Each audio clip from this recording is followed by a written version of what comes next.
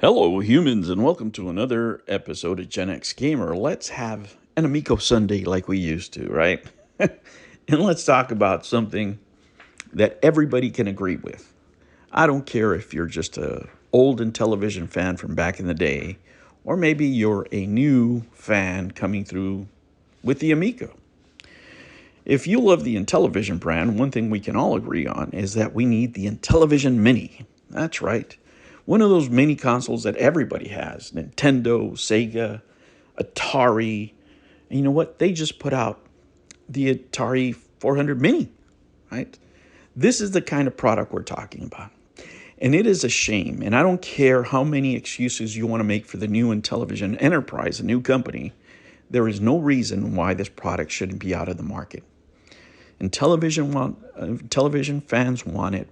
Amico fans want it. The public at large, retro gamers want it as part of their collection. But they're not getting it. And they're not getting it because of greed, because of a business that focuses not on quality, but on money. Money first. Quality comes second, right?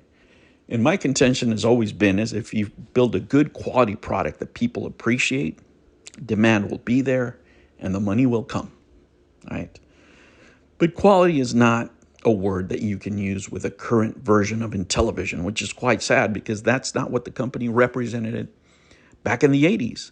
Back in the 80s, the Intellivision was the PlayStation 5 of its time. It wasn't the most popular at its time, but it was definitely the most advanced machine between itself and the Atari. It wasn't even close. But that is not the legacy that the company has now. Now, let me say this. There is absolutely no reason financially that this product doesn't make sense, right? And let me prove it to you with the numbers, right? Let's just say for the sake of argument that the only people that would order this were the same 6,000 people that ordered the Amico, which are two different fan bases, by the way. But for the purposes of this exercise, let's just say the 6,000. And you priced it the same way the Atari 400 would, right? Was it $119.99, $120? Okay. Well, if you sold 6,000 of them, you're looking at almost $750,000. For a small company, that would be very good, right? That would be a very good product to put out. It wouldn't be expensive. Your cost would be low. Because all you need basically is a Raspberry Pi, maybe running some Android or something like that. Same as what you have now with Amiga Home, right? But it's not happening anytime soon. And why is that? Because it doesn't make financial sense? No, other reasons. But let me tell you what this actually could look like. I think the 6,000 number figure is low.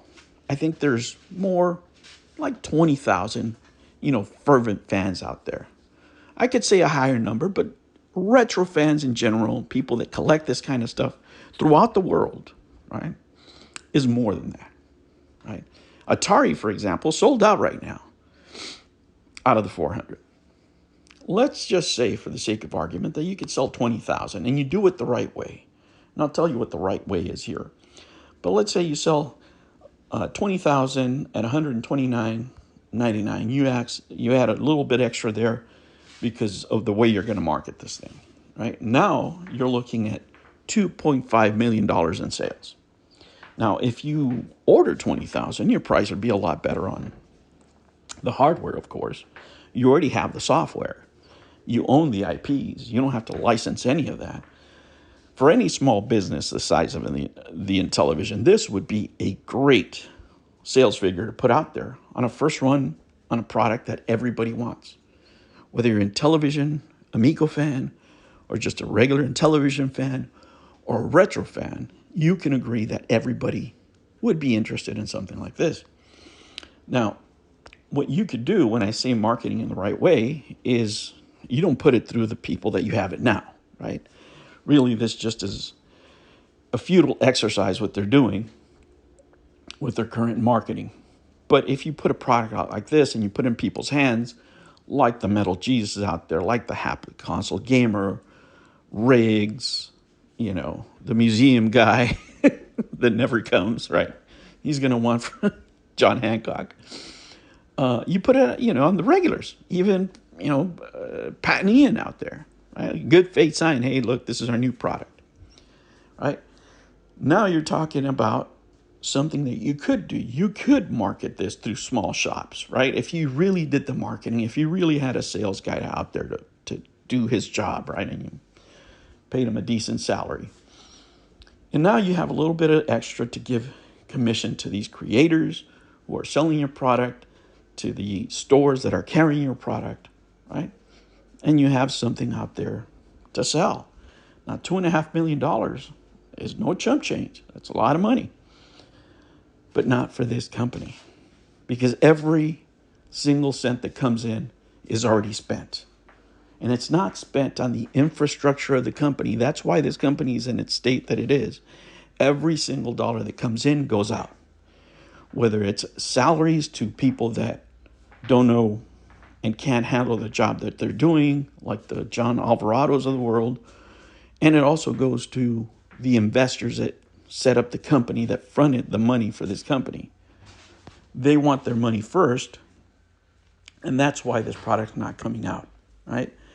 And it's sad to see because everybody really wants this product, and you can market it out there. You can make millions of dollars in the first run with 20,000 units out there.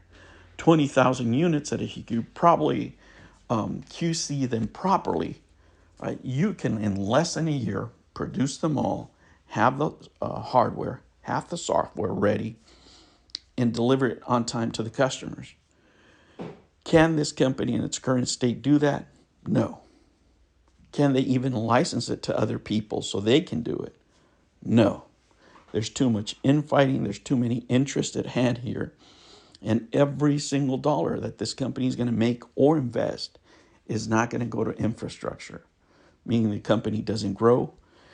And nobody, and absolutely nobody within that company, wants to give the refunds to the customers that are due their refunds from the original release of the Intellivision Amico. So this is, for all practical purposes, a zombie company. And that is really sad to see with the Intellivision brand, right? And the one product that everybody can agree on, right? The one product that everybody wants will never be made until somebody else owns it. Unfortunately, that's what you're going to have. But nobody's going to pay the kind of money that these people want for the brand until the brand actually goes bankrupt. And that is probably going to happen sooner than later. All right, humans, I'll catch you on the next one. Take care.